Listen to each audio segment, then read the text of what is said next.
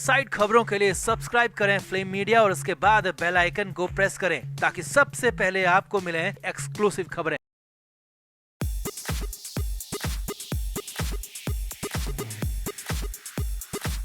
Big boss में पक्षपात होता रहा है, दोहरा रवैया अपनाया जाता रहा है और फेक वोटिंग्स की सच्चाई कई बार सामने आ चुकी है और इस बार भी ऐसा ही हुआ। जो तेजस्वी प्रकाश वोटिंग्स के आधार पर टॉप 3 में भी नहीं थी, वो तेजस्वी भला विनर कैसे बन सकती है? तो इसके पीछे बहुत बड़ी डील हुई है। जी हाँ, तेजस्वी प्रकाश को जिताने के लिए बिग बॉस ने एकता कपूर से बहुत बड़ी डील की थी।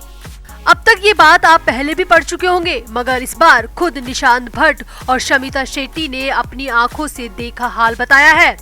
बिग बॉस से बाहर निकलकर दोनों ने ही अलग अलग इंटरव्यू में इस सच्चाई से पर्दा हटाया है और बताया है कि विनर तेजस्वी नहीं थी, बल्कि वोटिंग के आधार पर विनर प्रतीक सहजपाल थे। मगर स्टेज पर ट्रॉफी तेजस्वी के हाथ में दे दी गई, जो कि सबके लिए बेहद हैरानी भरा फैसला था। तो और क्या खुलासे किए निशांत भट्ट और शमिता शेट्टी ने, आपको बताते हैं सब। आप भी वीडियो को शेयर करें और कमेंट भी करें। तो शहनाज गिल को फिनाले में बुलाकर दिवंगत सिद्धार्थ शुक्ला के नाम पर ग्लिसरीन वाले 2 आंसू टपकाकर अगर सलमान खान के सारे पाप धुल जाते हैं, तो ये सलमान खान की बहुत बड़ी गलतफहमी है, क्योंकि बिग बॉस में हमेशा से पक्षपात होता रहा है और इस बार भी प्लान तरीके से डील करके सबसे बड़ा धोखा बिग बॉस के दर्शकों के साथ हुआ है। तो बिग बॉस 15 ने रविवार यानी 30 जनवरी को अपने इस सीजन का विनर घोषित कर दिया। प्रतीक सहजपाल और करण कुंद्रा को हराकर तेजस्वी प्रकाश को इस सीजन का विनर बनाया गया है। इस घोषणा से जहां तेजस्वी के फैंस बेहद खुश नजर आए, वहीं बिग बॉस के 70% फैंस इस फैसले से नाखुश हैं, क्योंकि उनका मानना है कि खिलाड़ियों की जर्नी के आधार पर इस शो का विनर प्रतीक सहजपाल को होना चाहिए और फैंस तेजस्वी के विनर बनाने के इस फैसले को पूरी तरह पक्षपातपूर्ण बता रहे हैं। अब एक ऐसा ही ट्वीट सीनियर जर्नलिस्ट ने भी किया है, जिस पर शमिता शेट्टी का जवाब सबका ध्यान खींच रहा है। तो भावना सौम्या नाम की एक सीनियर जर्नलिस्ट और कॉलमिस्ट ने अपने ट्वीट में लिखा है कि मुझे लगता है कि शमिता शेट्टी इसलिए बिग बॉस की विनर नहीं बन पाई क्योंकि वो शिल्पा शेट्टी की बहन है, और वहीं तेजस्वी प्रकाश इसलिए शो की विनर रही क्योंकि वो कलर्स टीवी के शो की नई नागिन है। मेरे हिसाब से चैनल के एक्टर्स को अयोग्य घोषित कर देना चाहिए। यहाँ पर पत्रकार ने अपने ट्वीट में साफ साफ बता दिया कि तेजस्वी के जीतने की सबसे बड़ी वजह क्या है। अब शमिता शेट्टी ने इस ट्वीट पर फौरन रिएक्शन दिया, जिसमें उन्होंने कुछ ना कहते हुए भी बहुत कुछ कह दिया। शमिता ने इस ट्वीट के जवाब में लिखा, इसके अलावा मैं कुछ और क्या कह सकती हूँ। थैंक यू भावना सौम्या, आपके प्यार और ईमानदार ओपिनियन देने के लिए। अब शमिता के इस रिएक्शन से साफ है कि उन्हें भी ऐसा लग रहा है कि तेजस्वी की जीत पूरी तरह से पक्षपातपूर्ण रही है और ये जीत कलर्स टीवी के शो नागिन को लेकर हुई है। अब सबको पता है कि कलर्स चैनल 2 ही चीजों के लिए ज्यादा जाना जाता है, एक तो बिग बॉस और दूसरा नागिन। और अब एकता कपूर की नई नागिन तेजस्वी प्रकाश ही है। तेजस्वी के साथ एकता कपूर की पहले ही डील हो चुकी थी और वो पहले ही प्रोमो शूट करवा कर बिग बॉस में गई थी। ये सब अब क्लियर हो चुका है, यानी कि कलर्स चैनल ने सिर्फ अपने शो के लिए एकता कपूर के शो नागिन को हिट कराने के लिए प्रतीक सहजपाल जैसे मजबूत खिलाड़ी के साथ बड़ा भेदभाव किया है। प्रतीक ही नहीं बल्कि शमिता शेट्टी के साथ भी ये पक्षपात है और इसे फैंस कभी भूलेंगे नहीं। अब शमिता के अलावा निशांत भट्ट ने भी बिग बॉस के इस रवैये पर सवाल उठाए हैं। हालांकि टॉप 5 में पहुंचने के बाद निशांत भट्ट को 10 लाख रुपए लेकर बाहर जाने के फैसले पर कोई अफसोस नहीं है। इस बात का जिक्र खुद निशांत ने अपने एक इंटरव्यू में किया है। निशांत ने कहा, मुझे यकीन नहीं था कि मैं इस शो में इतनी दूर जाऊंगा। मैं इसी बात से खुश था, इसीलिए मैंने पैसे लेकर बाहर जाने का फैसला किया। निशांत ने इंटरव्यू में आगे कहा, पिछले साल हुए बिग बॉस के OTT वर्जन में भी मुझे उम्मीद नहीं थी कि मैं फर्स्ट रनर अप बनूंगा। मेरा मानना है कि आप अपना बेस्ट दो, जीत की बात बाद में आती है। तेजस्वी प्रकाश की जीत पर निशांत बोले, सबकी अपनी अलग जर्नी है। अगर ऑडियंस ने तेजस्वी को चुना है तो ये अच्छी बात है, लेकिन पर्सनली मुझे लगता है कि प्रतीक सहजपाल को जीतना चाहिए था। वो तेजस्वी से 100 टाइम्स ज्यादा डिजर्विंग था। तेजस्वी मेरी दोस्त है, लेकिन फिर भी प्रतीक वाज मोर बेटर। पता नहीं वोटिंग्स का क्या सीन होता है।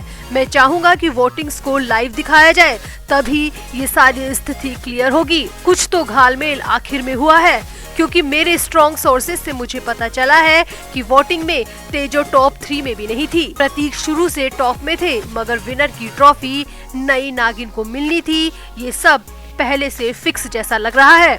तो महीनों बिग बॉस के घर में बिताने वाले निशांत भट्ट और शमिता शेट्टी ने बातों में कई खुलासे कर दिए कि वोटिंग सिर्फ छलावा होता है। सलमान की मर्जी और चैनल की मर्जी के आगे सब बेकार है। ये भी साफ हो गया है कि बिग बॉस ऐसा शो है जो कि फैंस की भावनाओं के साथ खिलवाड़ करता जा रहा है। रियलिटी के नाम पर सब कुछ प्लान्ड और फिक्स दिखाया जाता है, जो कि रियलिटी नहीं बल्कि फेक है। तो आपका तेजस्वी प्रकाश की जीत पर, एकता की नई नागिन की जीत पर क्या कहना है? क्या ये वाकई में फैंस के साथ छलावा हुआ है? क्या एकता और सलमान अपनी उंगली पर फैंस को नचा रहे हैं? कमेंट जरूर करें और वीडियो को भी शेयर करें।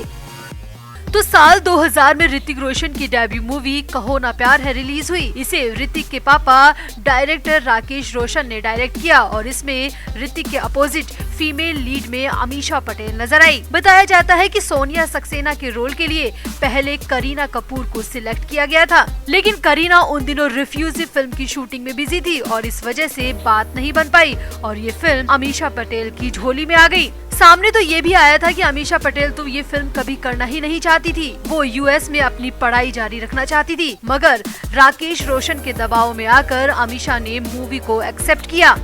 अब जहां अमीषा की कहो ना प्यार है ने बम्पर कमाई की और मेजर सक्सेस हासिल की, सुपर डुपर हिट रही, वहीं उसी साल आई करीना की रिफ्यूजी पूरी तरह से फ्लॉप रही थी। हर तरफ अमीषा पटेल के चर्चे थे, हर कोई अमीषा को कास्ट करना चाहता था। हर डायरेक्टर की नजर 22 साल की एक्ट्रेस अमीषा पटेल पर थी और देखते ही देखते फिर अगले साल 2001 में अमीषा ने एक और ब्लॉकबस्टर फिल्म के रूप में गदर फिल्म दी।